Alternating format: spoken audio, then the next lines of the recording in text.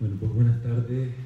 Como ha dicho Roberto, iniciamos hoy el segundo momento, la segunda sesión de Caligrafías Queer, y es un inmenso placer recibir a Alicia Llarena hoy aquí con nosotros.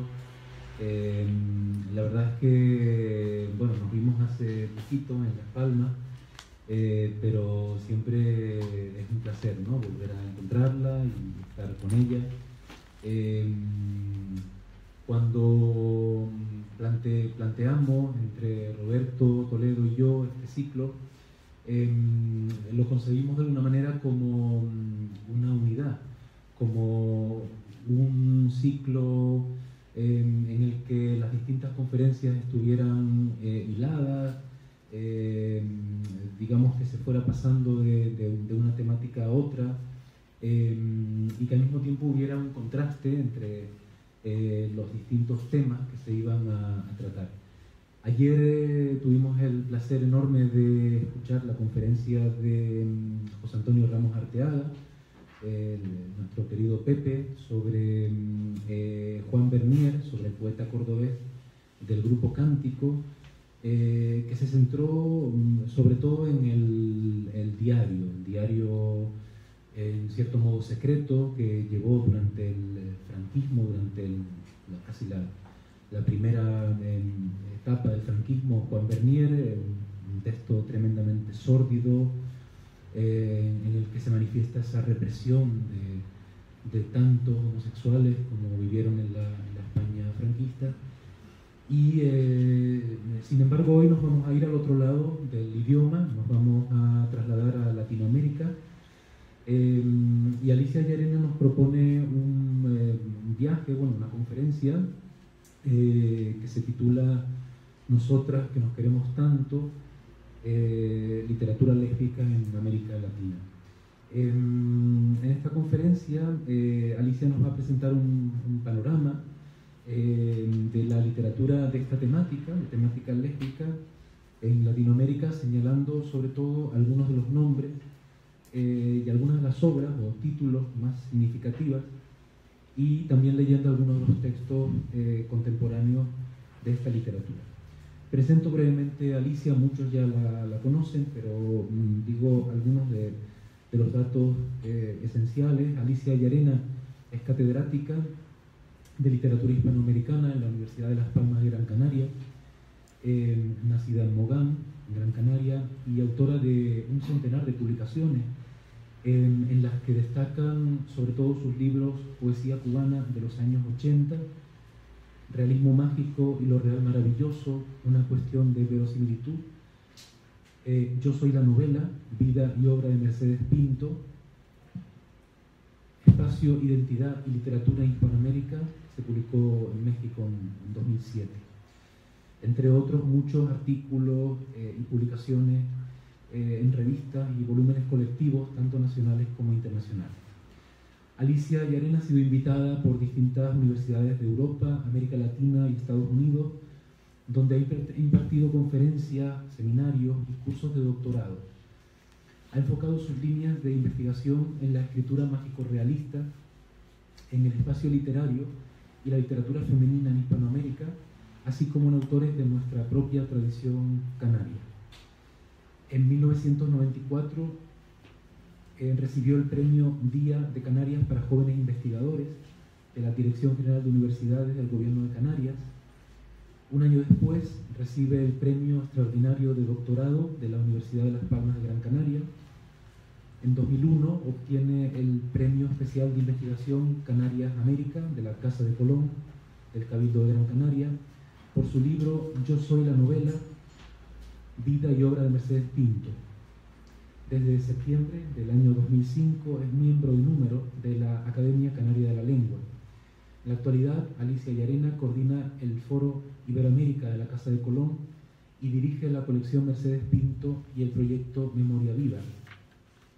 Además de su dilatada actividad académica, Alicia Llarena es también creadora, es también escritora.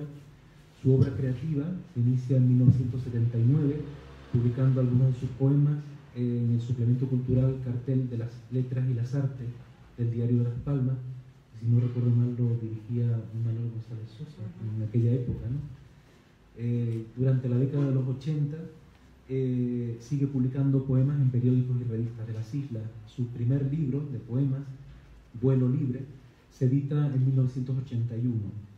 En el año 91 aparece su libro de relatos, Impresiones de un arquero, publicado por la Viceconsejería de Cultura y Deportes del Gobierno de Canarias, en la colección, aquella famosa colección titulada Nuevas Escrituras. En 1997 publica su libro de poemas Fauna para el Olvido, que había recibido el Premio Internacional de Poesía Santa Cruz de la Palma en el año 95. Y por último, en 2009, su poemario El arte de las flores secas ve la luz en ese año. Hasta ahí llego, no sé si hay algo más. Sí, muy bien, estupendo. Bueno, yo los dejo con Alicia y Arena, no sin antes invitarlos a que al finalizar la conferencia pues participemos todos en el coloquio, que seguramente va a ser una delicia a partir de lo que Alicia nos cuente hoy sobre la literatura lésbica en América Latina.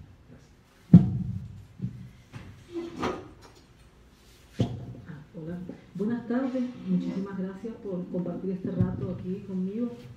Muchas gracias a Roberto, a Rafa por esta invitación.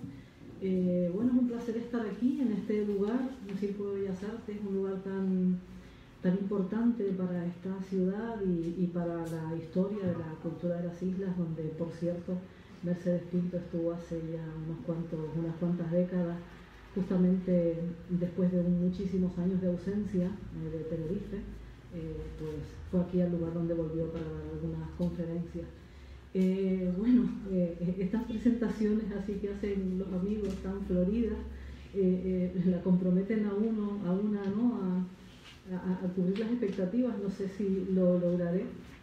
Básicamente yo en realidad lo que quería esta tarde era comentar algunas cosas al respecto de la literatura de tema lésbico en América Latina, hacer una especie de pequeño esbozo de lo que ha sido historizar un poquito este fenómeno y esta temática en la escritura de América Latina, y básicamente compartir con ustedes algunos textos que me parecen muy interesantes al respecto.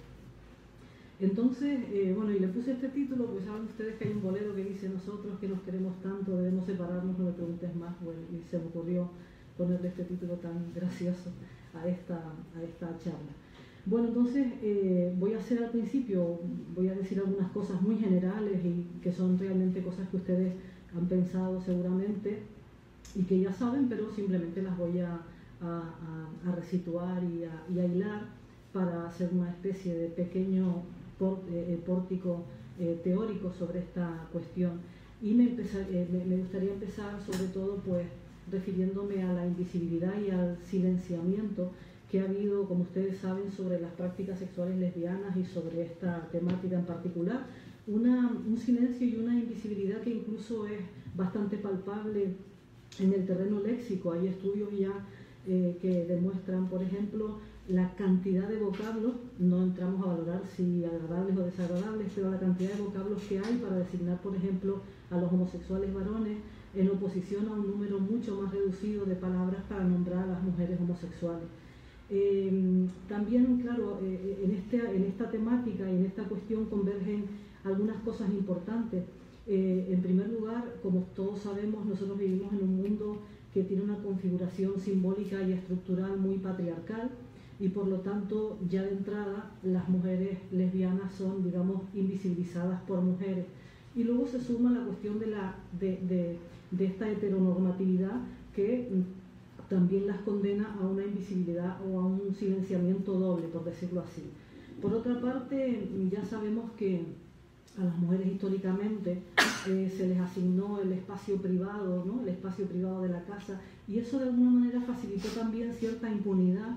La noción patriarcal de lo femenino muchas veces explicó y aceptó las relaciones afectivas entre mujeres como si fueran algo normal y sobre todo algo inofensivo. Por otro lado, este rol que confinó a las mujeres en un espacio privado y que las mantuvo lejos del espacio público durante mucho tiempo y lejos de los centros de producción de la cultura, contribuyó también, por supuesto, a aumentar esta invisibilidad de la cuestión lésbica, e incluso también contribuyó mucho a la carencia de datos históricos, a la creación de una especie de genealogía cultural, ¿no? En el caso de la sexualidad gay, sí hay un vasto archivo de datos históricos y con el que no contamos en el caso de las homosexuales mujeres. Y por otro lado, también hay que tener en cuenta, miren, por ejemplo, la cuestión del castigo. Fíjense, si la invisibilización fue tan histórica, que en la época de los Reyes Católicos, por ejemplo, en la legislación de la época de los Reyes Católicos, los hombres homosexuales eran castigados a la hoguera. De las mujeres, sin embargo, no se decía nada, porque se suponía que las mujeres, digamos, no tenían sexo, no tenían sexualidad, no tenían deseo, ¿no? Entonces también en este imaginario androcéntrico siempre se consideró que los hombres eran los poseedores realmente del deseo sexual, y esto también pues fue contando para este silenciamiento y esta invisibilidad del lesbianismo. A lo largo de la historia, solamente de forma muy esporádica se hizo visible, por ejemplo, la relación entre mujeres, siempre de rango social alto y además vinculada generalmente al mundo intelectual. Y me refiero específicamente a algo que yo imagino que ustedes conocen, o no he oído hablar de esto, los famosos matrimonios bostonianos, ¿no? Las relaciones sentimentales entre mujeres. Hay un libro muy interesante de Lillian Faderman que se llama precisamente Matrimonios Bostonianos, que publicó en 1993. Esta historiadora hace un largo repaso y una gran investigación sobre este tema, y se da cuenta de que en los siglos XVIII y XIX, sobre todo en el siglo XIX, fueron muy habituales estas amistades románticas entre mujeres. Bueno, las mujeres podían acariciarse, podían escribirse letras, cartas a veces muy ardientes y muy efusivas, sin que a nadie les sorprendiera. En algunas cartas de esa época hay palabras muy apasionadas que algunas mujeres escribieron a sus amigas. Por ejemplo, uno de los ejemplos que pone es este pequeño texto que Madame de Staël, la conocida Madame de Staël, le escribe a su querida amiga Juliette. Te quiero con un amor que sobrepasa el de la amistad. Me arrodillo para abrazarte con todo mi corazón. Me pareció cuando te vi que ser amada por ti complacería mi destino. Sería suficiente, de hecho, si pudiera verte. Tú eres soberana en mi corazón, así que dime que nunca me hagas daño. En este momento tienes el poder de hacerlo terriblemente. Claro, en este tipo de cartas no hay rastro, por supuesto, de sexo explícito, pero evidentemente rebosa la sensualidad, la complicidad y desde luego un deseo que en aquella época no sorprendía a nadie, pero que los ojos actuales exceden desde luego muchísimo el terreno de la amistad. Faderman se pregunta en este libro por qué en otras épocas se consintieron, por ejemplo, este tipo de relaciones y sin embargo ahora se les estigmatiza, ¿no? Bueno, y encuentra por supuesto una clave, que es el año de 1870, que es el año en el que aparece realmente la palabra lesbiana o lesbianismo en la escritura científica, en la medicina. Aquí Faderman empieza a atar hilos y entonces dice, qué curioso, porque el dedo acusador, esta nominación de lesbianismo, apareció precisamente 1870, finales del siglo XIX, en el momento en que las mujeres comienzan a ser independientes. Esto coincide también en el tiempo con otro de los grandes mitos que surge en este momento, que fue el mito de la femme fatale, la mujer fatal, ¿no? Y que no era más que esto, ¿no? Una mujer, digamos, con destino propio. Pero bueno, en cualquier caso, Faderman señala que es este año de 1870, con esta aparición de ese término lesbiana en un sentido, digamos, despectivo en la ciencia médica, esto fue, digamos, el hachazo de muerte a aquellas amistades románticas y a los famosos matrimonios bostonianos de la época. Bueno, entonces, no ser inteligibles a nivel de lo nombrado, no ser concebibles, no ser imaginables, hizo de la sexualidad lésbica un espacio en blanco, condenado al silencio, algo que también debe comprenderse en el contexto de esta cultura occidental que es tremendamente binarizada, ¿no? Y además heterosexual, evidentemente, ¿no? Binarizada entre lo masculino y lo femenino, lo pasivo, lo activo, y todas estas parejas de conceptos que ya ustedes conocen. Entonces, esta carencia de un discurso y de un imaginario lésbico también propició un aislamiento importante en la comunidad lésbica. que no tuvo una especie de cartografías secretas a las que acudir para poder encontrarse o que le sirvieran de espejo. Esta falta de comunicación entre ellas y el hecho de no ser dichas o nombradas impidieron también articular una especie de genealogía propia. En el caso de América Latina, que es el caso que vamos a ver ahora, toda esta exclusión, esta invisibilidad y este ocultamiento ha sido además multiplicado, pues porque las sociedades hispánicas, pero sobre todo las sociedades latinoamericanas, son profundamente patriarcales y machistas, ¿no? Estudios críticos recientes de la perspectiva queer hacen evidente, por ejemplo, la diferencia grande que hay entre los escritos gays, por ejemplo, y, sin embargo, el silenciamiento que hubo, incluso en grandes figuras que tuvieron un gran reconocimiento público en su época. Por ejemplo, la escritora venezolana Teresa de la Parra, la escritora chilena Gabriela Mistral. Era casi un secreto a voces que eran lesbianas y, sin embargo, esto no se afirmó nunca de manera fehaciente en prácticamente ningún sitio. Esto se mantuvo en un estricto silencio y solo se aludió a esto de forma muy tangencial o muy velada, como una especie de subtexto que, por cierto, ahora se empieza a descifrar. Luego hablaremos algo de esto. Entonces, podríamos decir que es a partir de los años 70 y más específicamente a partir de los años 80 cuando la experiencia lésbica empieza a aparecer de manera explícita en la literatura latinoamericana. Muy visiblemente al principio en la poesía y después también en el género narrativo. Quizás la única excepción antes de los años 70 fue esta mujer que se llama María Carolina Gell. Es una escritora chilena, una escritora que adquirió cierta relevancia como novelista en Chile y que fue la autora de un suceso tremendo en la sociedad chilena. Ella mató a su amante en un hotel famoso de la capital, el Hotel Crillon, le pegó 4 balazos. Este hotel era el lugar de reunión de la élite de Santiago de Chile en aquella época. La sentenciaron a 3 años y un día, poco tiempo, ¿no? 3 años y un día. Y entonces, claro, ella ingresa en la cárcel, donde solamente va a estar 1 año y algo, porque Gabriela Mistral le escribe al presidente de aquella época, bueno, y al final logró que le redujeran la pena hasta ese punto. Y entonces, claro, ella escribe este libro, que es un libro profundamente testimonial de su vida en la cárcel. Y claro, en la cárcel de mujeres pues se encuentra, lógicamente, con la experiencia lésbica, ¿no? Confinada en aquellas 4 paredes. Otra cuestión que me gustaría simplemente anunciar es esta cuestión sobre literatura lésbica, ¿no? Que pongo entre interrogaciones. Aquí estamos ante la famosa y vieja polémica intelectual que se debate entre quienes creen que no deben crearse diferencias entre literaturas, por ejemplo, escrita por hombres, por mujeres, por negros o por blancos, por homosexuales o heterosexuales, en fin, que no deberíamos distinguir, y sin embargo hay otro sector que piensa que sí es necesario hacer diferencia de estas literaturas, fundamentalmente para hacer visibles los mundos y los ámbitos que ficcionalizan estas literaturas. Y claro, lo que sí no debemos perder de vista, en cualquier caso, nos posicionemos en un lado o en otro, es que aquí siempre hay una lucha de poderes, ¿no?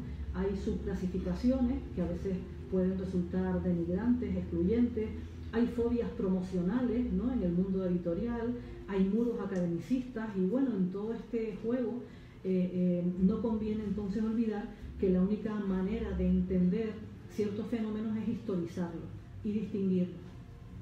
En la segunda mitad del siglo XX, en realidad es en la segunda mitad del siglo XX, cuando las minorías empiezan a hacer uso de su voz y se empiezan a escuchar.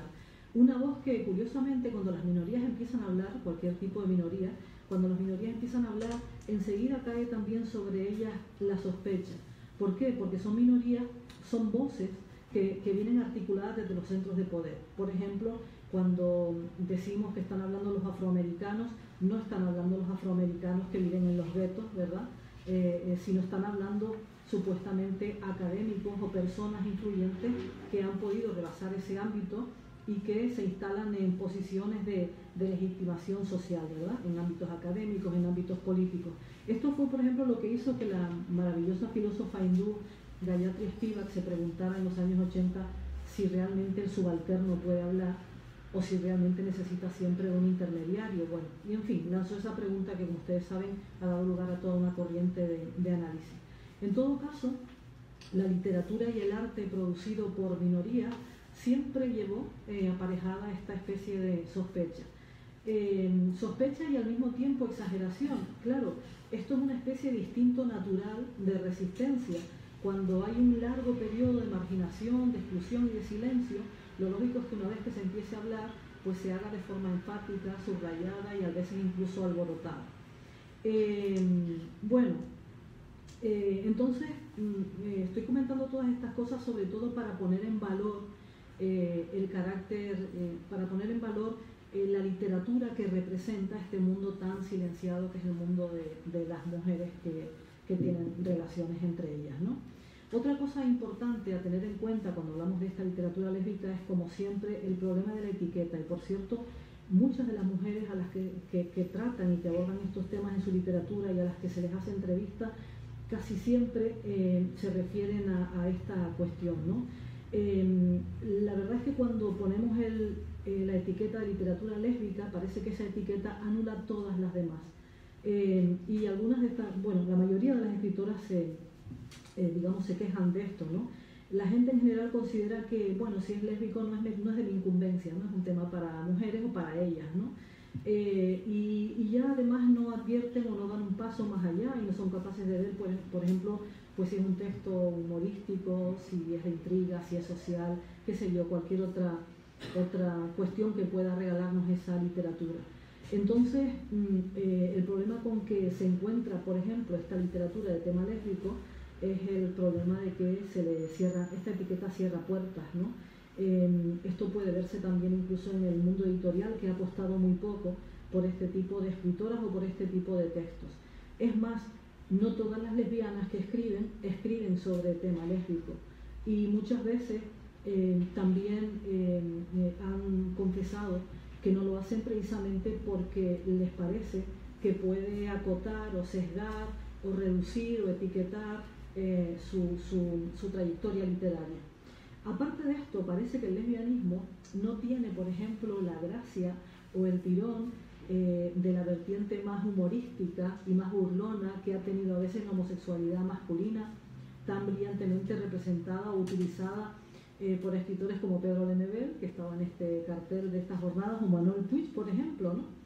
Entonces, a esto se añade también que escasean las publicaciones sobre el tema, que es muy poco favorecido por las editoriales. Se piensa generalmente que es una situación muy marginal, de escaso interés para el público amplio.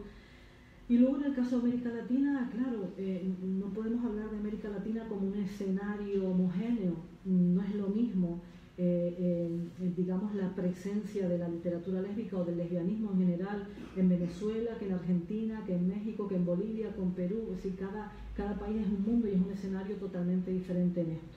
En cualquier caso, pues esta tiranía del éxito comercial, editorial, de la apetencia o no del público, por una parte, y por otro lado la universalización de este patrón del amor heterosexual, pues ha hecho que la representación de la condición lésbica haya sido muchas veces reducida a circuitos un poquito marginales o un poco selectos.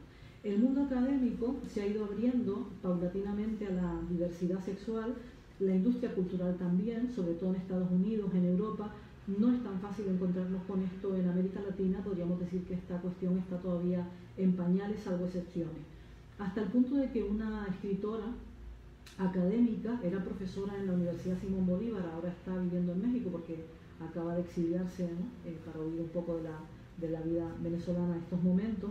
Gisela Cosa, que es una de las grandes académicas venezolanas, es además narradora y también entre sus cuentos hay algunos de tema lésbico, dice que el solo hecho de hacer visible el lesbianismo en sociedades como las sociedades latinoamericanas ya es una verdadera hazaña democrática, ¿no? Digo, para poner en valor esta cuestión en el caso de América Latina. Lo que sí es verdad es que a partir del año 2000, en los últimos 15 o 18 años, a partir del año 2000, se han ido sucediendo una serie o una constelación de fenómenos históricos y culturales que han puesto en evidencia o están poniendo en evidencia una transformación profunda en el imaginario social y cultural de América Latina en relación con las diversidades sexuales. Y ha habido una serie de sucesos que han ido sedimentando o haciendo que aparezca una discursividad lésbico-gay que va a trascender incluso las representaciones literarias para incursionar en la televisión, en el cine, en el periodismo. Supongo que Adrián el viernes le hablará de todo esto, ¿no? Bueno, y esto se complementa, por ejemplo, también con algunas cuestiones sociopolíticas. Por ejemplo, en varios países las marchas del orgullo gay combinan la protesta social con la promoción cultural. Por ejemplo, la Semana Cultural Lésbico Gay de la Ciudad de México, que se celebra hace ya más de 20 años. Hay muchas ciudades que están incorporándose a esto que llamamos ahora turismo gay, por ejemplo Río de Janeiro, más recientemente Buenos Aires. Entonces hay toda una serie de acontecimientos que están cambiando un panorama que hasta ahora era un panorama más limitado. No obstante, hay algunos estudiosos queer y estudiosos de estos fenómenos gay y lésbicos que dicen que tendríamos que tener cuidado con lo que algunos llaman la getización epistemológica, ¿no? Y poner en relación los estudios queer o los estudios gays y lésbicos con los estudios culturales en un sentido más global y más amplio, para poder generar una teoría más densa, más asociada a debates que sean un poquito, digamos, más amplios, ¿no? Y me gustaría simplemente recordarles, nada más, recordarles alguna cuestión que me gustaría destacar sobre esto que llamamos teoría queer o perspectiva queer. Como todos sabemos, la teoría queer es la que toma el hecho de ser diferente para denunciar, sobre todo empezó para denunciar los abusos que se presentaron desde la ciencia. Los textos científicos han sido elaborados por personas de género masculino, de raza blanca, de preferencia heterosexual, de clase media, de religión cristiana. Ese es el código y el patrón sobre el que se ha erigido la civilización occidental, dejando fuera y dejando invisibles a otros colectivos, ¿no? Mujeres, negros, indígenas, homosexuales, transexuales, pobres, musulmanes, panteístas, bueno, y un largo etcétera, ¿no? Entonces, la teoría queer intenta dar voz a estas identidades que han sido acalladas por la homofobia, por el androcentrismo, por el racismo, por el clasismo de la ciencia. En el caso de la... Bueno, también hay una gran relación entre la teoría queer y los estudios de género, evidentemente, porque en ambos casos lo que está en discusión es la cuestión de las identidades, ¿no? Sobre todo aquí habría que recordar a un texto fundacional y a una de las personas más influyentes en este ámbito, que es la Judith Butler, que escribió aquel famoso libro del año 90, Géneros en disputa, que es un poco uno de los textos iniciáticos de la teoría queer, donde nos recuerda que en realidad las identidades no son más que un constructo, una construcción política, histórica, psíquica, lingüística, y que el género no es más que una performance, no es más que una puesta en escena, una especie de representación teatral donde cada sexo va asumiendo los papeles y los roles que han sido creados por una larga tradición y que vamos imitando y reproduciendo continuamente. De hecho, ella dice, bueno, el hecho, por ejemplo, del amaneramiento, el afeminamiento, por ejemplo, de algunos gays, o estas parejas clásicas de lesbianas, donde está la lesbiana más masculina y la femenina, ¿verdad? Lo único que están haciendo es escenificar precisamente esto, que la cuestión genérica o la cuestión de género no es más que una especie de representación o de performance.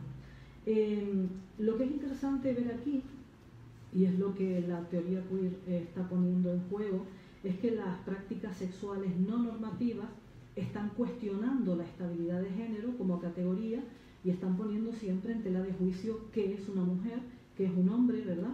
De hecho, por esta misma razón, Butler entiende el lesbianismo como una práctica esencialmente subversiva y fuertemente subversiva respecto de esta sexualidad normativizada, ¿verdad? Y sobre todo me gustaría recordar aquí el papel enormemente subversivo, transgresor, que promueve o que está intentando promover o que nos invita a promover un cambio profundo, social y colectivo desde muy diferentes instancias a través de esta perspectiva queer. Ser queer, dicen algunos, no significa combatir por un derecho a la intimidad, sino por la libertad pública de ser quien eres. Antes, cuando presentó Roberto, y me estaba acordando de esto que iba a citar, ¿no? La libertad pública de ser quien eres cada día en contra de la opresión, la homofobia, el racismo, la misoginia, la intolerancia religiosa, etcétera, etcétera, etcétera. Entonces la teoría queer lo que está revalorizando es, en relación con las cuestiones de género, las identidades, las sexualidades, pues nos está permitiendo desestabilizar un sistema, desestabilizar también la academia y oxigenarla, por supuesto, ¿no? Y es una teoría que intenta no crear una teoría contemplativa, sino crear una herramienta que pueda incluso llegar a ser una herramienta de participación política. Por eso la teoría queer está estrechamente relacionada con movimientos antirracistas, antibélicos, antiglobalización, etcétera, etcétera, ¿no? Bueno, la propuesta en definitiva es dejar ser a las personas tal y como son. Entonces quería simplemente recordar estas dos ideitas, ¿no? Muy brevemente, de la perspectiva queer para hacer este recorrido por la literatura lésbica en América Latina. Simplemente voy a nombrar algunas, ¿no? Por hacer una especie de historia, de genealogía de este tema, de esta cuestión, y básicamente lo que me gustaría es leer algunos textos y compartirles algunos textos, sobre todo de la última escritora que voy a nombrar, que me parece realmente interesantísima. Bueno, esta historia, como todo el mundo sabe, empieza con esta mujer extraordinaria que fue Sor Juana Inés de la Cruz, ¿verdad? Esta monja del siglo XVII que escribió cositas como: ser mujer ni estar ausente no es de amarte impedimento, pues sabes tú que las almas distancia ignoran mi sexo. Bueno, es curioso que el amor es uno de los grandes temas de la cultura, de nuestra cultura. Sin embargo, el amor homosexual es uno de los grandes tabúes de nuestra cultura, ¿no? Sor Juana Inés de la Cruz, como todo el mundo sabe, escribió una serie de poemas dedicados a su amiga, gran amiga, la virreina de México, la condesa de Paredes, ¿no? Es curioso, son una cincuentena de poemas, y es bastante curioso porque de esto habló incluso Octavio Paz, que ya se percató bueno, del carácter, digamos, sentimental, lésbico que hay ahí, no sexual, pero emocional, ¿no? Que hay ahí en esos versos que Sor Juana le dedica a su amiga. Pero curiosamente a nadie se le había ocurrido compilarlos, y hace poco, en el año 2010, bueno, hace poco, el año pasado, Sergio Tellez Pons lo hizo en este libro que se llama Una mar ardiente, poemas a la virreina. Ahí están la cincuentena de poemas que Sor Juana Inés de la Cruz le dedica a su amiga, la condesa de Paredes. Bueno, por ejemplo, este poema que se llama, uno de los 50, ¿no?, que se llama En que describe racionalmente los efectos irracionales del amor. Solamente algunas estrofas, las que están subrayadas en negrita, ¿no? Miren las cosas que escribía Sor Juana. Este amoroso tormento que en mi corazón se ve, sé que lo siento y no sé la causa por qué lo siento. Siento una grave agonía por lograr un devaneo que empieza como deseo y para en melancolía. Siento un anhelo tirano por la ocasión a que aspiro, y cuando cerca la miro, yo misma aparto la mano. Y al final, si acaso me contradigo en este confuso horror, aquel que tuviere amor entenderá lo que digo. Bueno, es evidente, ¿no? En fin, es maravillosa, la verdad, la poesía amorosa de Sor Juana. Una persona imprescindible en esta trayectoria y en esta genealogía es esta escritora extraordinaria que fue Gabriela Mistral. Gabriela Mistral es una mujer, bueno, en algunos de los textos de Gabriela Mistral se refleja la conciencia de una mujer que se identificó mucho a nivel emocional con otras mujeres. He sabido de su amistad con mujeres, amistades profundas, y sobre todo de la existencia de una amiga muy especial que se llamaba Doris Dana, que la acompañó gran parte de su vida. Pero estas cuestiones se pasaron muy por alto hasta que hace poco, de forma casi azarosa, se descubrió un amplísimo archivo documental. Doris Dana, la sobrina de Doris Dana, que heredó la casa, bueno, cuando está limpiando las estanterías y demás, se encuentra que detrás de una estantería había como un recoveco, y empieza a sacar cosas y saca de esa estantería o de ese recoveco un montón de carpetas y un montón de libros y un montón de documentos que testimonian la relación amorosa de Doris Dana con Gabriela Mistral. De hecho, en el año 2010, Elena Wood, una directora de cine chilena, hizo un documental que se llama así, Locas Mujeres, en el que documenta esta relación romántica entre Gabriela Mistral y la estadounidense Doris Dana. Se basó para hacer este documental en casi 40.000 documentos personales, ¿no?, de la escritora chilena. Y bueno, y este documental pues reveló, hizo público lo que hasta entonces era un secreto a voces, y es que Diana no era su asistente ni su secretaria, sino que era su pareja. Por cierto, algo que ha generado un conflicto tremendo en el mundo mistraliano, es decir, hace un año y medio tuve ocasión precisamente de conocer a uno de los grandes especialistas en Gabriela Mistral, y le comenté esto y no, se niegan a hablar del tema. No sé, es una cosa que todavía, a pesar de los documentos, de los archivos y demás, es algo que, bueno, Elena Wood, esta directora, dice, en realidad la preferirían loca antes que lesbiana, ¿no? Yo les iba a... Miren, en este documental hay escenas realmente deliciosas e interesantes, porque ellas no solamente se escribían y demás, sino además se grababan, ¿no? Se grababan las voces, qué sé yo. Entonces quería ponerles, a ver si puedo, sin que nos deje colgado.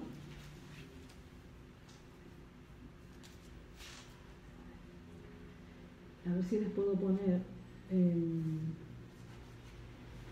No se oye muy bien, porque claro, es una grabación muy vieja, pero intenten así abusar el oído. Es la típica escena íntima,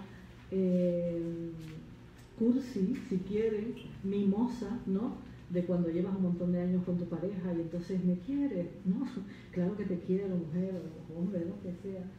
Pero seguro, claro, han pasado 7 años y todavía no te das cuenta de que es verdad. Bueno, no sé, pero a lo mejor tú no quieres, en fin, esta cosilla. Entonces es una escena que está en el documental y es bastante deliciosa. A ver si la podemos escuchar.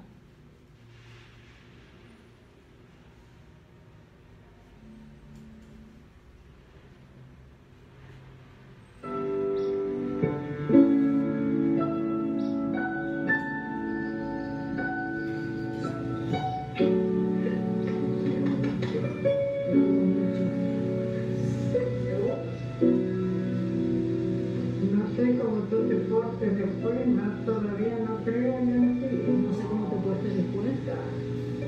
7 años y no crees. 7 años y no crees. 7 años que estamos juntas. Qué mentira. Yo estoy bien chiquita, desde 48. Es muy bonito esto, ¿no? Es muy bonito esto, ¿no? Pero tú lo que dijiste a perder. Sí, pero tú lo que echado a perder.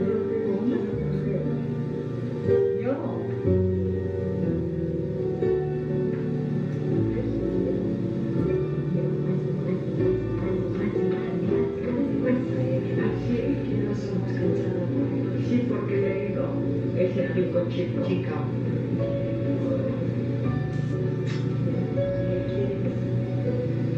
¿Por qué preguntas? Siempre lo digo, una cosa como de niño chico. Es verdad. Sí. Esta noche está imposible. Claro, de eso, de sinvergüenza del día. Sinvergüencería. Yo soy de sinvergüenza, pero tú me has enseñado todo. No te lo diga a Victoria.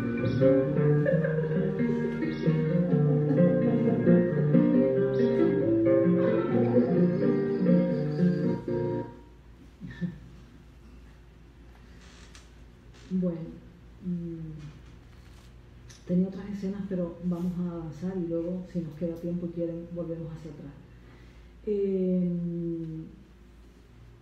Bueno, alguien imprescindible, evidentemente, en esta genealogía es la grandísima Alejandra Pizarnik, que ella misma, como todos sabemos ya, tuvo una relación muy problemática con su homosexualidad, que la llevó fundamentalmente al ocultamiento. Pero tiene un texto, el texto más explícito, de hecho el único texto realmente explícito en el que aparece este tema, es este libro de La Condesa Sangrienta que escribió, que publicó en 1971, que son en realidad pequeñas viñetas de prosa poética, donde pues mezcla el erotismo lesbiano con el sadomasoquismo, el poder, la tortura y qué sé yo. Antes de esto, en su poesía, evidentemente, solo hubo como referencias veladas, huellas como sutiles, que curiosamente se han podido documentar recientemente después de que se permitió el acceso público al archivo y a los documentos que tiene la Universidad de Princeton, que es donde se guardan los documentos y los archivos de Alejandra Pizarnik. Entonces, hay gente que ha investigado sus manuscritos, por ejemplo, y se ve perfectamente cómo cuando escribía algunos poemas donde puso ella, borró el ella y puso un pronombre más neutro, ese tipo de correcciones, ¿no? Estuvo permanentemente corrigiendo su literatura para no hacer visible esta condición lésbica, ¿no? Y otra de las grandes en esto fue la grandísima Cristina Peri Rossi, que es un icono evidentemente dentro de este mundo de representación literaria del mundo lésbico, especialmente en dos libros que destacaron desde el inicio y desde muy temprano.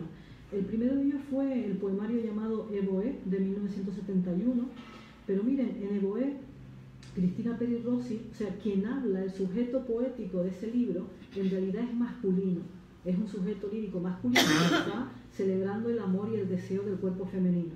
Hay que tener en cuenta que estamos hablando del año 1971 y que estaban las dictaduras del Cono Sur y entonces había una cuestión política detrás. Porque, sin embargo, 8 años después, cuando publica en 1979 Lingüística General, ya no oculta y no se oculta detrás de un sujeto masculino, sino que es un libro perfectamente, que aborda perfectamente y a todas luces el lesbianismo. Aquí continuó pues con esa exploración suya de relación entre lenguaje, gramática, categorías de género sexual, en fin, y bastantes poemas de amor entre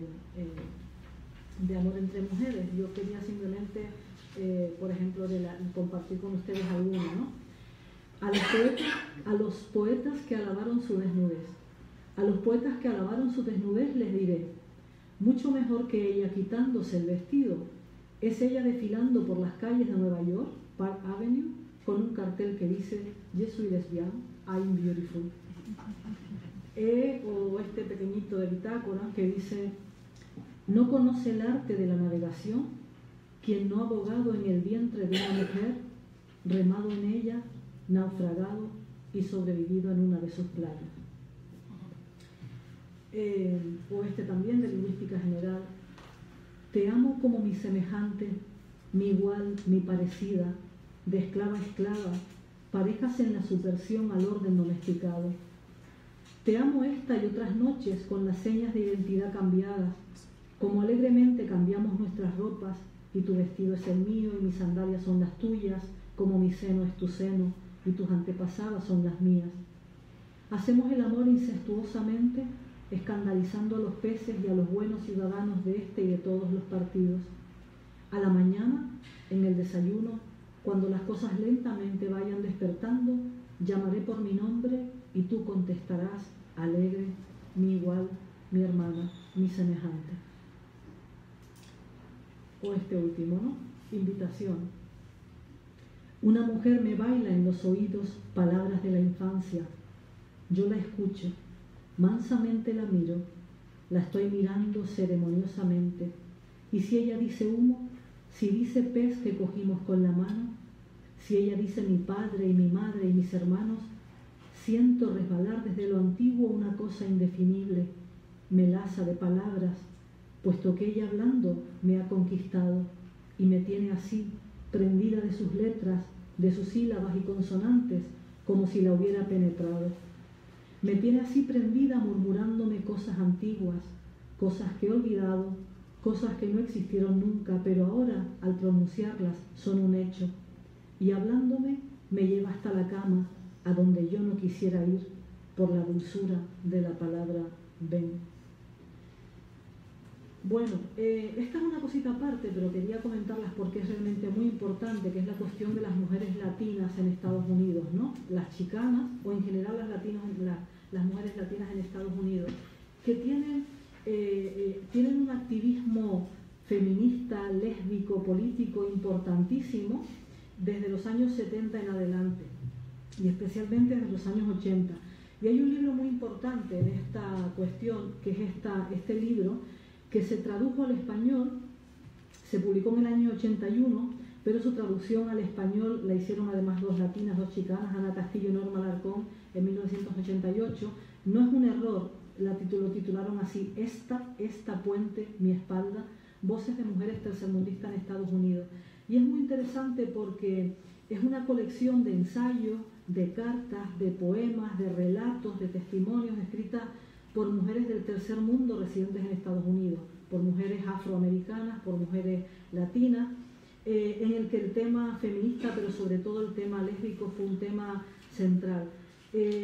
Porque las escritoras latinas o las lesbianas latinas en Estados Unidos, las chicanas, tienen el tema es mucho más complejo y hay una problemática añadida, y es que el movimiento chicano en general siempre las ha acusado de que su identidad sexual lésbica constituye una especie de traición a la comunidad latina. Es una problemática específica de las mujeres latinas en Estados Unidos. Entonces, es un tema muy interesante. Es como si en el ámbito chicano los chicanos entendieran que las mujeres son como las depositarias de la tradición, y entonces romper esa tradición cuestiona todo el movimiento chicano y toda la lucha política de los latinos en Estados Unidos. Celia Amorós, que es como saben ustedes, una filósofa española, también ha desarrollado esta referencia en relación con otras comunidades, especialmente cómo se utiliza a las mujeres para encarnar la continuidad y la tradición de una cultura minoritaria. Ella lo hace con el caso de los inmigrantes musulmanes en Europa, porque es verdad que mientras que los hombres musulmanes en Europa pueden evolucionar, como se manifiesta, por ejemplo, en el uso de la ropa occidental, a las mujeres se les exige que sigan siendo el símbolo de la patria, de la comunidad, ¿no? La persistencia de los valores tradicionales, y que lo manifiesten además en su vestimenta, ¿no? La cuestión especialmente del velo islámico tiene que ver con esto. Entonces, como digo, las latinas en Estados Unidos acusadas de traicionar su identidad como chicanas. ¿Por qué? Porque el feminismo, los movimientos feministas y los movimientos lésbicos se consideran como si fueran implantes blancos, ¿no? Son teorías de las blancas que se insertan entonces o que irrumpen en esta comunidad. Entonces este fue un libro paradigmático que editaron además dos grandísimas chicanas, Cherry Moraga y Gloria Anzaldúa, ¿no? Mujeres de referencia. Anzaldúa, por ejemplo, en el texto que ella pone aquí, que se llama La Prieta, saca un párrafo que dice: soy una puente columpiada por el viento, un crucero habitado por torbellinos, gloria a la facilitadora, gloria a la mediadora, montada a horcajadas en el abismo. ¿Qué soy? Una lesbiana feminista tercermundista, inclinada al marxismo y al misticismo. Me fragmentarán y a cada pequeño pedazo le pondrán una etiqueta. O Cherry Moraga, que se incorpora aquí al libro con un texto que se llama La Güera, dice: cuando finalmente levanté la tapa que cubría mi lesbianismo, revivió en mí una profunda liga con mi madre. No fue sino hasta que reconocí y confronté mi propio lesbianismo a flor de piel que sentí una estrecha identificación con mi madre, con su opresión por ser pobre, sin educación y chicana. Mi lesbianismo es la avenida que me ha permitido comprender mejor el silencio y la opresión, y sigue siendo el más claro recordatorio de que no somos seres humanos libres. En este país, Estados Unidos, el lesbianismo es una pobreza, como ser oscura, como ser mujer, como ser simplemente pobre. El peligro radica en alinear estas opresiones. El peligro radica en no ser capaz de reconocer la especificidad de la opresión. El peligro radica en tratar de enfrentar esta opresión en términos meramente teóricos. Entonces, es un libro muy interesante porque es muy testimonial. Como fue casi también testimonial el libro de poemas de Cherry Moraga, Loving in the World Years, lo que nunca pasó por sus labios, que es una especie de semi-autografía donde hay poemas y también pequeñas prosas, y es además considerado el primer libro de poesía de una mujer chicana y lesbiana. Entonces, me parecía que tenían que estar aquí este ala que tiene América Latina en Estados Unidos. Hay otras Está el problema también de las mujeres puertorriqueñas, que además asocian la cuestión del lesbianismo y la relacionan con el tema de la colonialidad, ¿no? De la colonización o de la colonialidad. Bueno, en este ámbito de las latinas que escriben en Estados Unidos están estado grandísimas. Magalia Labau es una cubana, nacida en Cienfuegos, pero que desde hace muchos años reside en Nueva York, y es la autora de varios libros explícitamente lésbicos. Por ejemplo, uno que se titula Electra Clitemnestra, de 1986, o también otro libro que se llama Hermana, Dos Mujeres, de 2011, o Amor Fatal, que es el más reciente, de 2016. Bueno, y estos libros en concreto se centran en el tema de amor entre mujeres, erotismo, intimidad entre mujeres. Y luego tenemos a Diana Velesi, argentina, que es la autora en 1988 de un libro muy trascendental en la historia de la literatura argentina y en esta genealogía de literatura lésbica, un libro que se titula Heroica, sin H, Heroica de Eros, ¿no? Fue un libro rompedor, un hito en la poesía latinoamericana, porque textualizó una escritura erótica donde acentuaba la pasión y el deseo explícito por el cuerpo femenino. Dice ella: veníamos de la dictadura y la mudez, y heroica fue la manera que yo encontré para reconstruir una subjetividad sincera y pública en un libro en el que, entre otras cosas, se habla de amar a una mujer. Yo todavía no había constituido un sujeto lírico demasiado visible que pronunciara estas cosas en el espacio de la escritura, que va a ser luego publicado, y encontré en Heroica una manera para que ese sujeto se pronunciara. Un poema de Amor Fatal, del libro Amor Fatal de Magalia Labau, este de la izquierda. Juntando poemas, uno escrito antes se une a otro escrito ahora. Mientras el reloj no camina, respiro este largometraje. Me daba vergüenza besar a otra mujer. Prefería besar a mi padre. Era fácil, simple, una natural disposición para invitarlos y luego olvidarme que existían. Pensé, quizás, me dijeron quizás, eso de que era una abominación. Mi madre y mi tía repetían, ¡qué asco! Cuando pronunciaban la palabra pecaminosa hacían una mueca como si fueran a vomitar. Se referían a mi otra tía que, según ellas, padecía de la enfermedad. No solo era una enferma, es que era mala, nació mala, una mujer sin sentimientos, no quería a nadie. Mira cómo abandonó a la madre y se fue al norte a los 20 años. Siempre fue un problema con eso de los escándalos y las amigotas. Jarros de agua fría, agitadas, las urracas vociferan que hubieran preferido una puta, allá tú sabes qué.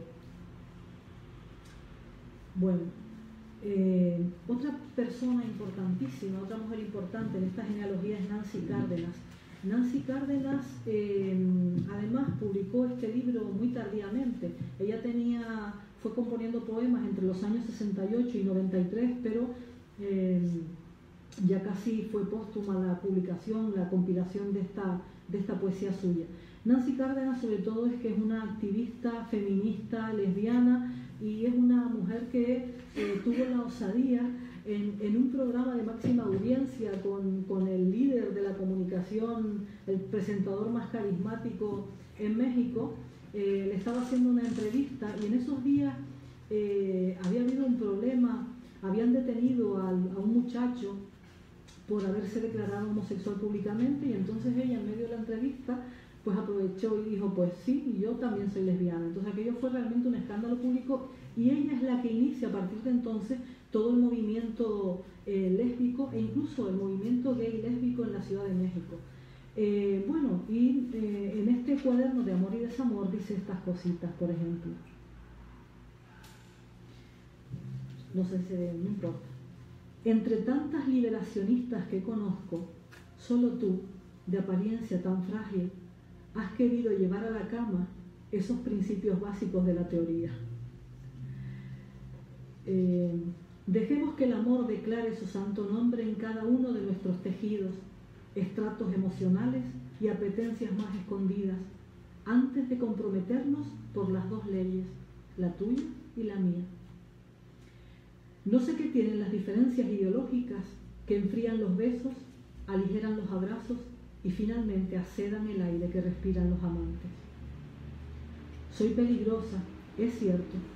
Siempre busco vengarme de los dueños del capital, los burócratas, los curas y las mujeres que abusaron de mi cariño. Ahora comprendo que desde el punto de vista de tu mamá, yo no resulto un buen partido. Me exhibo como militante gay, me comporto como anarquista de izquierda y vivo la azarosa vida doméstica del artista independiente, peor que si fuera iletrada, tonta y regalona. Ya hemos vivido el estrujante drama del modelo monogámico que estalla ante la poligámica realidad histórica de la propia vida en ambas dos posiciones. B, la pareja abierta es divertidísima en tanto no quieras pareja. C, y la fidelidad responsable mientras nos nazca del cuerpo. Bueno, otra mujer interesante en este sentido, sobre todo por su repercusión y por su lugar central en la cultura mexicana contemporánea, es Sabina Berman. Fundamentalmente directora de teatro, es, digamos, su actividad más reconocida, pero que editó recientemente un libro que se llama Lunas, que es un libro de poemas explícitamente lésbico. Me lo voy a saltar para seguir más adelante. Bueno, luego hay, digamos, en escritoras más recientes y más contemporáneas, dos escritoras que a mí personalmente me encantan. Una de ellas es Odette Alonso, es cubana, residente en México desde hace muchísimos años, y la otra es Damaris Calderón, que me parece una poeta potente, extraordinaria, personalísima. Damaris Calderón nació en La Habana, pero también desde hace muchísimos años reside en Chile. Bueno, Odette Alonso es autora de muchísimos poemarios, más de 12 poemarios. También es autora de novelas lésbicas, Espejo de tres cuerpos concretamente, y los libros de relatos Con la boca abierta y Hotel Pánico, que son también de temas lésbicos. Y precisamente el año pasado ganó el premio de poesía, el Premio Nacional de Poesía LGTBI de Zacatecas, de México, en 2017, que ahora veremos algunos de estos poemas. Bueno, a ver cuál podríamos leer. Margarita o la idea de la felicidad. No sé por qué se ha desconfigurado el texto, lo siento, ¿no? Pero lo pueden escuchar.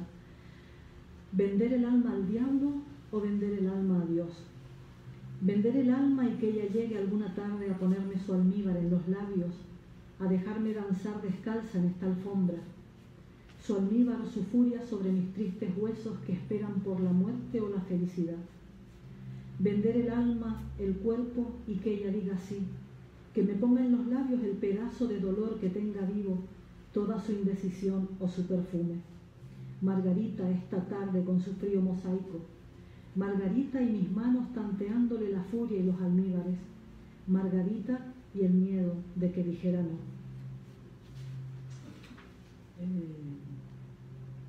Bueno, ni siquiera yo, bueno, así alcanzo a ver. Versión de los hechos. Voló la cerradura, vio el camino. Un pájaro se alzaba sobre el mar, una estela quedaba donde estuvo su mano. Se fue a Tokio o a Egipto o al hueco de otras manos, esa mujer de absurdos ojos, de voz distorsionada. Tiendes el lecho donde te acostarás sola, en la noche que se alarga y te cobija, la noche que es todo cuanto tienes. ¿Qué pasaría si aquellos besos de aire estuvieran ahora en esa boca cierta por la que hace rodar el dorado alimento de las copas? Su boca, la idea de su boca, se fue a Tokio o a Egipto o al sueño de otras bocas. Animal de oscura estirpe, la tristeza. Estos poemas son de este libro que ganó este premio de poesía LGTB el año pasado. Bueno, y estos son poemas de Damaris Calderón. Damaris Calderón tiene, sobre todo, un libro que me parece que es trascendental, que es un libro que se llama Los amores del mal. Bueno, las flores del mal de Baudelaire, ¿no? Y ella juega con esto, los amores del mal. A unas muchachas que hacen eso en lo oscuro. Bésense en la boca, lésbicas baudelerianas, árdanse, Aliméntense o no por el tacto rubio de los pelos, largo a largo el hueso gozoso, vívanse la una a la otra en la sábana perversa, y auras y serpentientes ríanse del vicio en el encantamiento flexible. Total, está lloviendo peste por todas partes, de una costa a otra de la especie, torrencial el semen ciego en su granizo mortuorio, del este lúgubre al oeste, a juzgar por el sonido y la furia del espectáculo.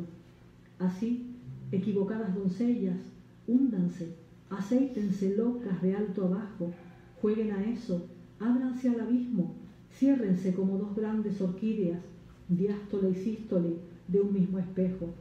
De ustedes se dirá que amaron la trizadura. Nadie va a hablar de belleza. Fiebre de caballos. Cuando te quedas, Rita, más desnuda que estas paredes, yo siento miedo de ser una mujer. Tengo feroces dientes carniceros, comiérame tus ojos, tus rodillas. Cuando veo un sauce que se agita, no me acuerdo de Safo, pienso en mí.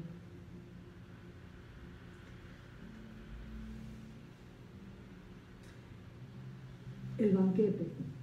La mujer inclinada hacia adelante, la fruta medio morder sobre la mesa, tú, la cabeza ida pensando en símbolos. Lo peor no es que las cosas sean finitas, lo peor es que las cosas sean. Lo peor es saber que tu cuerpo, tu pelo, aquella boca, serán definitivamente del olvido y el polvo, mucho más de lo que alguna vez fueron míos. Este es el fuego. Crece con arañazos, ramas, carne sudada y piernas que se abren, es crudamente tibio. En esta habitación, mínima pieza, puedo por fin tumbarme sobre ti. Una mujer brutalmente desnuda, no un pájaro ni una gacela. Otra de las escritoras recientes, de hecho esta es mucho más joven, es Marilyn Roque, también conocida como Mae Roque, es una escritora también cubana de Matanzas, todavía vive allí en Cuba, que tiene este libro que ya solamente por el título podemos evidentemente percibir que es un libro también central en este recorrido y en esta genealogía por la poesía de tema lésbico, Yo Safo. Mis mujeres, esa sonrisa dibujada en rostros ajenos han sido la fuga inevitable, el eterno naufragar sobre el espejo, la pérdida que nunca he querido perder. Es imposible enumerar cuántas veces fue dichosa una mujer. Imposible la palabra en este caminar sobre pedazos de uno mismo, sobre noches entre el vino y el estío. Noches etéreas donde el amor llega y se marcha en los brazos de la duda. Noches de masticar la soledad en la boca de otra que se aferra al sueño. No es posible señalarlas. El infierno es un sitio donde no existen, cuerpo ausente al otro lado de la cama, el café a solas. Mis mujeres son el andar de un tiempo salvado del desastre. Cada una se llevó una parte de mi suerte a ese lugar extraño que es el cielo. Por ellas he existido alguna vez, suave mezcla entre dioses y putas, siempre infieles como la vida, musas tristes de estos versos hechos a golpes, cuando recuerdo que también yo me desnudé en la noche de otra, en algún cuarto de hotel. Ya saben que el tema homosexual también en Cuba, dentro del castrismo, es un tema bastante comprometido. Habitación 324.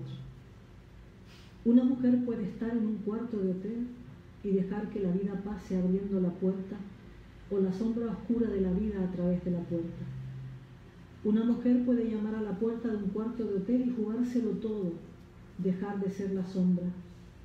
Una mujer puede estar en el umbral de un cuarto de hotel y sentir la sangre de los huéspedes palpitar detrás de las paredes, sacudirse las noches de su ausencia. Puede existir un hotel con un cuarto y dos mujeres, o una sola a ambos lados de la puerta, que extienden las manos al mismo lugar para reencontrarse siempre. Entonces la muerte será la sombra que pasa por el largo pasillo, olvidando en qué cuarto dos mujeres se abren como la vida. Mae Roques tiene este divertido, no lo voy a leer, pero son unas décimas que glosas a Sor Juana Inés de la Cruz, donde precisamente toma literalmente algunos versos de ese poema del que leímos antes, ¿no? Siento un anhelo tirano, por la ocasión a que aspiro, que cuando cerca la miro, en fin, yo misma parto la mano. Bueno, pues cierra las décimas con un verso de ese poema que vimos antes de Sor Juana Inés de la Cruz. El caso de Venezuela, Gisela Cosa, que es la que más ha estudiado el tema lésbico desde la academia en Venezuela, ella misma venezolana y también escritora, dice que la cuestión lésbica, la representación lésbica en la literatura venezolana se puede básicamente resumir en 4 o 5 páginas, porque realmente no hay mucho, ni ha sido una literatura donde los escritores o las escritoras se hayan determinado a visibilizar este ámbito. Precisamente por eso es muy importante, sobre todo, la aparición de esta mujer que viene aquí a la izquierda, Manon Kluber, que es una mujer bastante singular, poeta, periodista, guionista de cine, de televisión, tiene varios premios internacionales y nacionales por sus cortometrajes y un solo y único 10 minutos, vale, y un solo y único poemario que se llama Olimpia.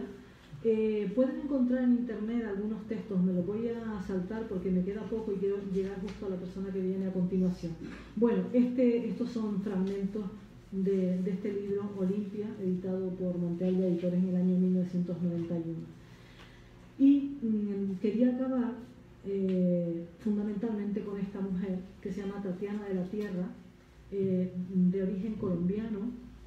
Tatiana de la Tierra, colombiana, pero que creció y se desarrolló fundamentalmente en Estados Unidos, y que es una mujer esencial porque, bueno, se murió recientemente en el año 2012, una mujer importantísima porque tiene un libro curiosísimo que me parece realmente una delicia a la hora de visibilizar la problemática, la cosmovisión, la perspectiva queer que hay en este ámbito de la literatura lésbica. Bueno, hay algunas entrevistas, no tenemos tiempo de ponerla, pero las pueden encontrar en YouTube, incluso la pueden encontrar recitando algunos poemas suyos. Bueno, hay también una página web donde pueden encontrar muchos de sus textos, algunos de sus artículos y demás, que es esta que están viendo aquí. Bueno, sobre la autora es una nota biográfica que escribió ella misma en este tono. De hecho, aquí no está completa, es mucho más larga. Pero sobre todo es importante por la escritura de este libro que aparece a la derecha, Para las duras, una fenomenología lesbiana, que publicó en el año 2002. Después de este publicó un pequeño poemario que se llama Píntame una mujer peligrosa, que es este libro que ven aquí a la izquierda. Pero realmente lo importante es Para las duras, una fenomenología lesbiana, porque ahí aparecen representadas muchas de las grandes cuestiones del mundo lésbico, muchas de las grandes preguntas, muchas de las grandes conmociones, muchos de los quebraderos de cabeza, muchas de los grandes debates con la propia identidad, con la aceptación, e incluso juega incluso con cuestiones teóricas, como vamos a ver ahora. No sé, como ya queda poco tiempo, vamos a ver algunos de estos textos. Estos textos son textos en realidad breves, y de hecho, cuando le preguntan sobre este libro, ella misma dice: no sé cómo clasificar estas fenomenologías. Algunos las han llamado poesía, prosa poética, no ficción creativa, una colección de aforismos, un manifiesto, una constitución lesbiana, un anhelo, pero no hace falta clasificarlas. Para las duras es un libro serio y juguetón y utópico. Este libro explora distintos aspectos del lesbianismo, desde las uñas hasta la filosofía. Es una fantasía poética del matriarcado. No es un documento definitivo, sino un texto que continuará tomando forma. Y espero que viaje debajo de la piel, dentro de la corriente sanguínea de las que más lo necesitan. Un libro para contribuir a salir del armario, ¿no? Es un libro que ella escribió en realidad como un ejercicio, porque ella hizo un máster en escritura creativa en Texas, que además es una universidad donde hay un máster importante en esto, y bueno, este fue el texto, el librito que escribió como prueba final de ese máster. ser. No hacen falta los agujeros para encontrarlas. Por cualquier andén pasan, a veces pareciéndose a cualquiera. También lucen de uniforme planchado con un emblema declaratorio, pero sin importar la facha, los ojos que las detallan conocen la imagen al instante y en silencio o en voz alta las declaran lesbianas. Pero, ¿por qué son lesbianas? Esta es una gran pregunta, ¿no? ¿Por qué? ¿Por qué son lesbianas? Esta respuesta es bien fácil. ¿Por qué navegan las nubes por el cielo y las soñadoras por la tierra? Cuando se dice soy, cuando digo que soy lesbiana, me adelanto a los que al referirse a mí dicen es. Al ser lo que soy, también sigo siendo todo lo que soy. La que desayuna con toronjas, la que no se peina nunca, la que baila vallenatos y la que sigue siendo lo que es. La que es, pero no dice soy, nada más puede ser lo que es cuando está rodeada de otras que posiblemente tampoco dicen lo que son, salvo cuando están entre ellas mismas. La que es, pero no dice soy, también puede ser lo que es cuando está sola, cuando no hay ojos para detallarla y declararla. Claro que no importa si las que son no dicen soy, porque igual casi siempre se sabe que son.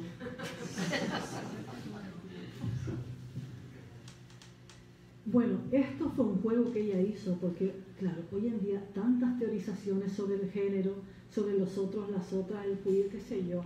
Bueno, y entonces hace este juego, ¿no? Los otros de nosotros, entre comillas.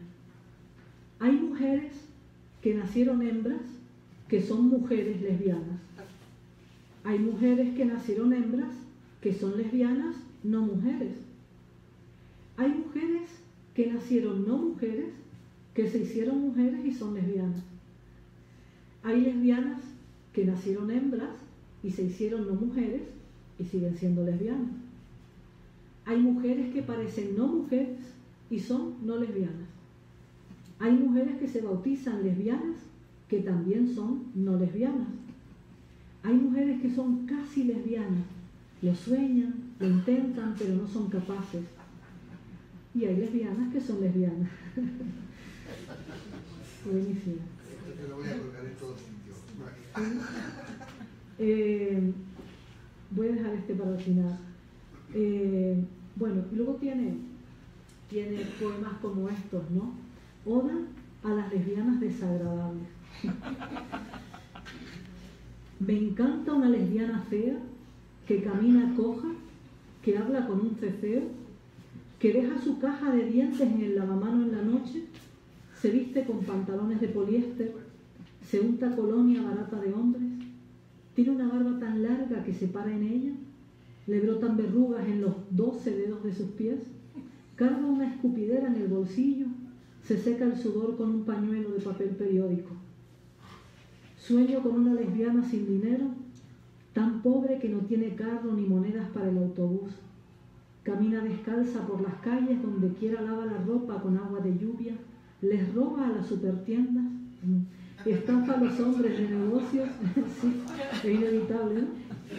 Estafa a los hombres de negocios, prende fósforos en su pierna de madera, hace una parrillada de pájaros en su carrito de compras, los sazona con sal no más, se chupa los dedos bajo la luz de la luna.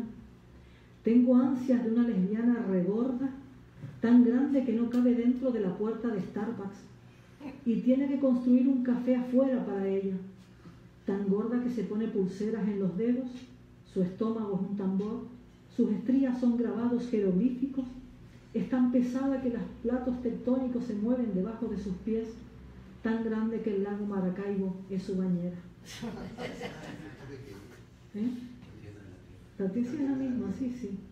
Bueno, y de esto que antes dije, de las etiquetas y de tal, y sobre todo de que cuando le ponemos etiqueta de literatura lesbiana, entonces parece que el horizonte de lectores se reduce, ¿no? Tiene precisamente este texto que se llama así, literatura lesbiana, que me parece que viene perfecto, ¿no? Los textos de las lesbianas se pasan de mano en mano y de boca en boca entre ellas mismas. Se ubican sobre la piel, en la mirada, en la geografía de las palmas de las manos. La literatura lesbiana se encuentra a pedacitos en volantes, boletines, revistas, paredes, poemarios, notas, novelas, correspondencia electrónica, cartas de amor y desamor, pedacitos de papeles. La literatura lesbiana también se encuentra en textos que aparentemente no tienen nada que ver con literatura ni con lesbianas. Un recibo de American Express de una cena para dos en Café Aroma, los rastros de la envoltura de un preservativo rojo lubricado, el cartón de té de moras, un talonario de fósforos con labios, comida cubana en la playa, en la portada y llámame querida por dentro. Las lesbianas viven en casas con escrituras en la pared que alumbran el camino hacia ellas mismas. Estos textos abundan, pero no se ofrecen a los demás. Por eso es que parecen tan escasas las letras lesbianas, porque existen dentro de y para las lesbianas. La literatura lesbiana es una novela con gran éxito de venta que todas las lesbianas leen todo el tiempo. Entonces voy a darle para atrás para acabar ya con este, porque creo que todo esto que antes dijimos de la perspectiva queer y de lo importante que es, porque ayuda a deconstruir significados y estandarizaciones, ¿no? El arte de mariposear. Las lesbianas somos un arte. En algún momento somos las que aparentamos ser, estudiantes, anarquistas, amas de casa, poetas, y en otro somos un reinvento que no tiene nada que ver con lo que éramos. Nos hacemos mecánicas, paganas, bibliotecarias, lesbianas.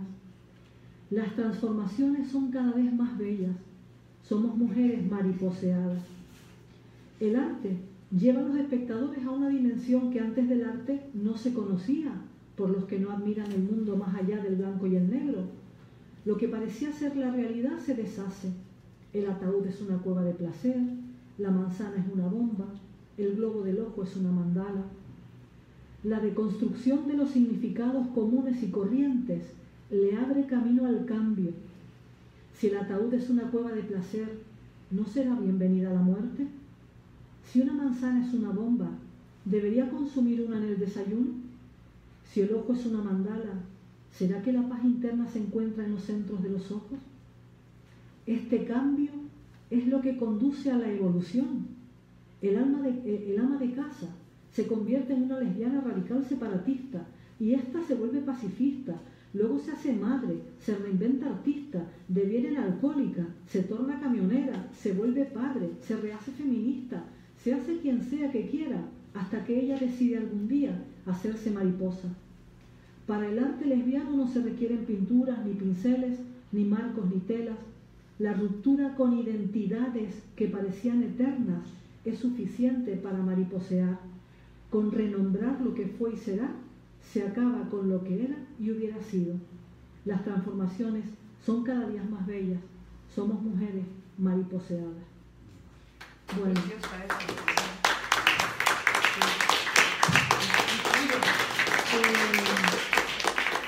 Perú también es un lugar donde no fue muy frecuente la visibilidad de la literatura lésbica, y hay dos mujeres jóvenes, Melissa Gessi y Claudia Salazar, dos escritoras peruanas que en el año 2011 hicieron esta compilación que se llama Voces para Lili, que es un conjunto de textos de mujeres escritoras conocidas, otras no tan conocidas, pero bueno, que es una representación interesante. Lo que pasa que es literatura lésbica sudamericana y por lo tanto deja fuera pues el Caribe, Centroamérica, México, pero bueno, es uno de los libros, digamos, que han adquirido más relevancia últimamente. Bueno, pues hasta aquí.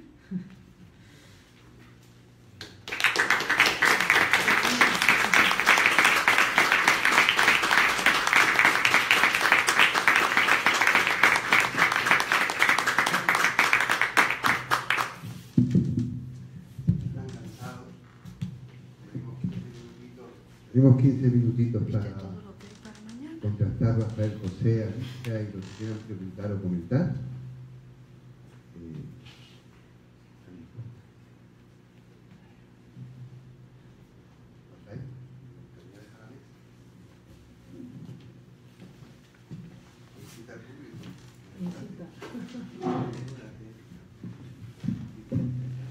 Bueno, pues, como dijo Roberto, tenemos unos minutitos para conversar. ¿Alguien se anima a plantear alguna pregunta sobre esta conferencia tan interesante, ¿no? Con tantas autoras de primer nivel, ¿no? Porque a mí, en fin, me ha sorprendido muchísimo, no solamente esta última, ¿no? Tatiana de la Tierra, Sí. sino, en fin, he estado notando un montón de nombres que desconocía. Sí, sí. Y que hay que ir a buscar, ¿no? Sí, sí, sí. ¿Sí? Me ha sorprendido, Alicia, una cuestión. La mayoría de las autoras que has citado son poetas. ¿Qué Bueno, ocurre con la narrativa? No. Es que, ¿sabes qué pasa? Lo había organizado de tal manera que iba a hablar primero de la poesía y luego de la narrativa. Entonces, como luego me dijiste, 45 minutos, y la verdad es que el material es abundante y quería compartir sobre todo textos para no hablar solo en teoría, sino realmente poder llegar a la palabra de ella. Entonces no dije nada de la narrativa, pero aquí está. Entonces, ¿Estás dispuesta a venir a una mesa redonda más adelante? para hablar de narrativa lésbica en América Latina. ¿Vale? Hacer un banquete ético, ¿no? Y hacer un... Sin comernos, después a la una se lo dé la gana. ¿Y hacer un qué? Un banquete sobre... Ok. Sí, pero es muy interesante porque es la misma historia, o sea, a la hora de historizar, hay mujeres extraordinarias y sobre todo algunas novelas que son, bueno, imprescindibles cuando hacemos esta genealogía, ¿no? Y este mapa o esta cartografía, ¿no? Claro que sí. Y bueno, y de hecho las tengo por ahí. Pero bueno, si quieren el nombre se los adelanto. Yo lo que quiero agradecerte la charla, que ha sido interesantísima. Solamente comentar que cuando tú dices lo de la etiqueta y cómo la etiqueta nos saca de la literatura canónica, por una parte la responsabilidad que tiene la academia en eso, y uno de los casos así en narrativa, vamos, personal, es que cuando yo hice la carrera de filología inglesa, y vimos el modernismo, nunca nadie habló del Juna Roberts. Nadie. Claro. Ningún profesor, no estaba en ningún libro, no estaba en ningún lado, ya por la carrera más que nada, yo estuve trabajando fue cuando me leí el Bosque de la Noche y cuando me di cuenta, porque además soy profesora, de que si tú quieres explicar el modernismo, es mejor utilizar ese libro que utilizar pues a los canónicos de los señores.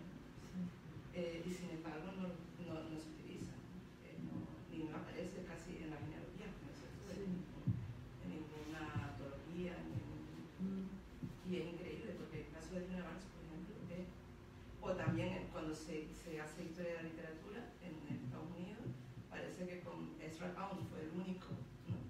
Que gracias a él el modernismo llegó a todos lados, fue estupendo, y yo no le niego al señor lo que tuviera, pero fueron Margaret Anderson y Jane Hill que realmente trabajaron porque el modernismo llegara a Estados Unidos desde Europa, y fueron las que editaron las revistas y todo eso. Y eran dos mujeres lesbianas que fueron las que realmente empujaron a Pound para que y eso se silencia, que volvemos al principio de la charla. Sí, volvemos al principio, es que en realidad, claro, aquí se juntan, como decía yo al principio, dos factores. Son mujeres, ya de entrada, ¿no? Y además son lesbianas. Si al mundo gay también le ha costado hacerse visible, al mundo lésbico le cuesta mucho más, eso es evidente, ¿no? Porque aquí el hecho de ser mujer es importante, ¿no? La cuestión de las etiquetas realmente es así, es una pena, pero cuando se etiqueta, no digo en el ámbito académico, fíjate que no hay ningún problema con eso, es en el ámbito, digamos, en el ámbito de la edición y de los lectores, ¿no? El hecho de anunciar una novela o un libro de poemas como gay también, parece que automáticamente reduce el número de lectores a aquellas personas que están interesadas personalmente en esto, ¿no? Absurdo, cuando se habla de amor, se habla de amor, que da igual, amor es hombre, mujer, hombre, perro, mujer, cigüeña, yo qué sé, ¿no? Mujer mariposa. Entonces, bueno, que es absurdo, pero por eso me parece tan interesante la teoría queer, ¿no? Porque es la que está dinamitando esta concepción errónea que tenemos de las identidades y de los géneros, ¿no?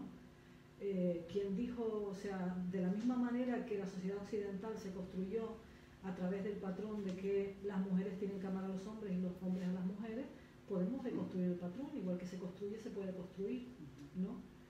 Bueno, y ese es el trabajo que hay que hacer, ¿no? Bueno, en fin. Pero bueno, mira, uno también, por ejemplo, otro día yo le decía a mis alumnos, hablando en general de otros temas, no de este específicamente, pero cuando algunos ponen en cuestión lo del patriarcado, sobre todo muchachos jóvenes que no lo ven tan claro, porque claro, ellos se sienten modernos y piensan que cuando hablamos de esto no tiene que ver con ellos, que esto es una cosa anticuada. Yo decía, no, es a un padre que lleva a los niños al colegio y que juega con él y qué sé yo, y todo el mundo dice, es un padrazo, ¿no? ¿Verdad? Entonces, bueno, conservamos tantos y luego decía, por ejemplo, mira, nosotros organizamos, por ejemplo, charlas sobre ecofeminismo, sobre, bueno, cualquier charla que organice sobre feminismo, quienes vamos a escuchar somos las mujeres, básicamente. Muy que aparecen por las charlas dedicadas a cuestiones de...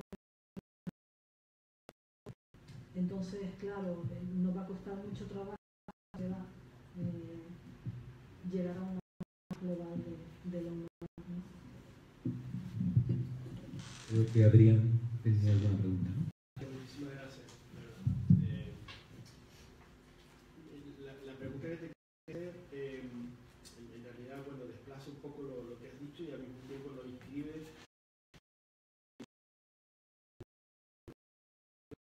proyecto queer, que de alguna manera debe continuar después de esta charla, ¿no? Entre nosotros, nos conocemos, eso sería ideal, ¿no?